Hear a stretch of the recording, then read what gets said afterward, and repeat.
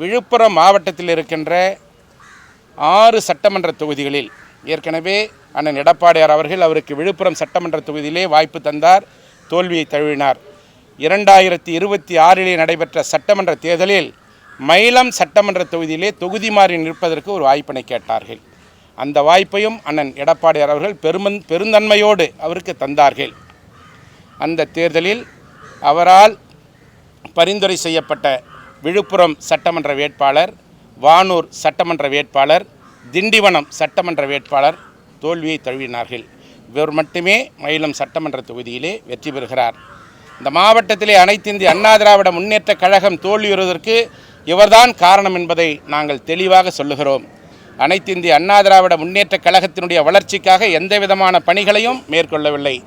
தன்னுடைய சுயநலத்திற்காக, சுய லாபத்திற்காக இன்றைக்கு யாரை எதிர்த்து நாம் தேர்தலிலே போட்டியிட்டோமோ அவர்களோடு இணைந்து அமைச்சர் பதவி என்ற சுகத்திற்காக இன்றைக்கு இந்த இயக்கத்தை அழித்து கொண்டிருக்கிறார் என்பதை நாங்கள் சுட்டிக்காட்ட கடமைப்பட்டிருக்கிறோம்.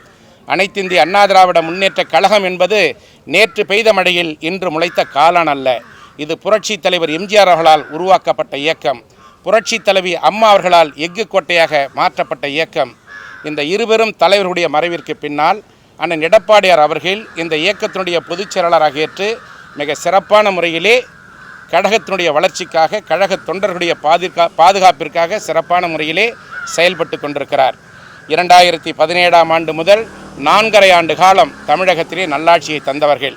2021ஆம் ஆண்டு நடைபெற்ற சட்டமன்ற தேர்தலிலே கூட 75 இடங்களிலே அனைத்து இந்திய அண்ணா திராவிட முன்னேற்ற கழகத்தின் தலைமையிலே அமைந்த கூட்டணி தான் தமிழகத்திலே வெற்றி பெற்றது.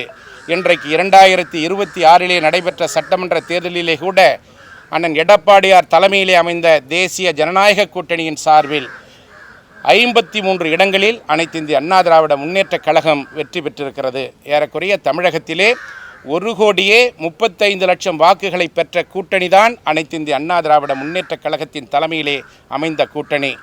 இப்படிப்பட்ட இயக்கத்தை, இந்த இயக்கத்திற்காக உண்மையாக பாடுபட்டு கொண்டிருக்கிற கழகத்துடைய பொதுச் செயலாளர் அண்ணன் எடப்பாடியார் அவர்களை திரு சி.வி. சண்முகம் அவர்கள் தன் மீது ஏற்பட்ட தவறுகளை மறைப்பதற்காக இன்றைக்கு பொதுச் செயலாளர் மீது தவறான முறையில் பொய்களை கூறி குற்றச்சாட்டுகளை பதிவு செய்து கொண்டிருக்கிறார்.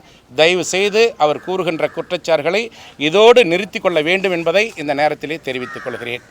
மற்றும் திரு வேலுமணி, எஸ்பி வேலுமணி அவர்கள் அண்ணன் எடப்பாடியார் அவர்களால் கழகத்துடைய தலைமை நிலைய செயலாளர் பொறுப்பை தந்தவர் அண்ணன் எடப்பாடியார் அவர்கள். அவர் கோவை மாவட்டத்துடைய செயலாளராக செயல்பட்டு கொண்டிருந்தார்.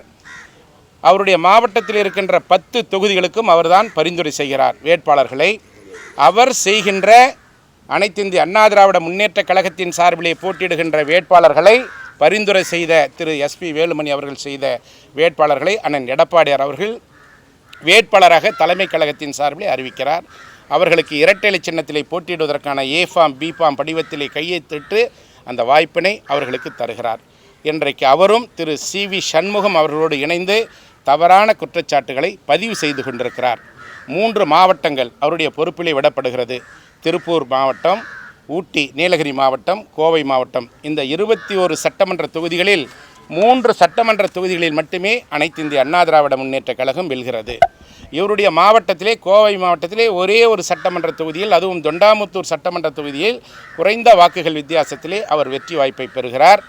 அவர்கள் மீது ஏற்பட்டிருக்கிற குற்றங்களை, குறைகளை நிவர்த்தி செய்வதற்கு பதிலாக தங்கள் மீது சுமத்தப்பட்ட குறைகளை இன்றைக்கு பொதுச் செயலாளர் மீது இன்றைக்கு தவறுதலாக சுட்டி காட்டி கொண்டிருக்கிறார்கள். அந்த கூறப்பட்ட குற்றச்சாட்டுகள் அனைத்தும் பொய் என்பதை இந்த நேரத்தில் தெரிவித்துக் கொள்கிறேன்.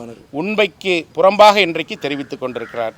செய்திகளை உடனுக்குடன் தெரிந்து கொள்ள கீழ்கண்ட கேபிள் மற்றும் DTH நெட்வொர்க்குகளில் எம்நாடு செய்தி தொலைக்காட்சியை காணுங்கள்.